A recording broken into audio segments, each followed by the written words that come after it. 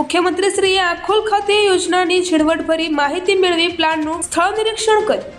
બનાસકાંઠામાં પીવાના પાણીની સમસ્યાના કાયમી નિરાકરણ માટે સરકારશ્રી દ્વારા અનેક પગલાં લેવામાં આવ્યા છે, જે અંતર્ગત કુલ ₹633 કરોડના ખર્ચે તૈયાર થયેલ ડીસા અને લાખણી તાલુકાના પાણી પુરવઠાની સુધારણા યોજનાના વિકાસ કાર્યનો ડીસા તાલુકાના આખોલ ખાતે મુખ્યમંત્રીશ્રીના હસ્તે લોકાર્પણ કરાયું હતું।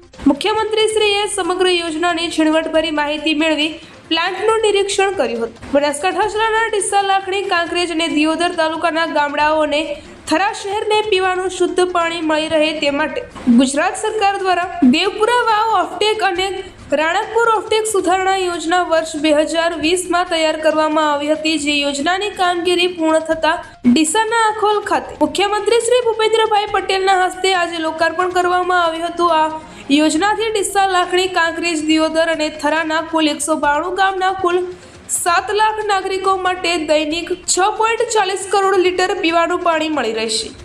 આ લોકાર્પણ પ્રસંગે પાણી પુરવઠા મંત્રી શ્રી કુંવરજી બાવળિયા, સાંસદ શ્રી ભરતસિંહ ડાભી, રાજ્યસભાના સાંસદ શ્રી બાબુભાઈ દેસાઈ, ધારાસભ્ય શ્રી પ્રવીણભાઈ માળી સહિતના પદાધિકારીઓ અને અધિકારીશ્રીઓ ઉપस्थित રહ્યા હતા।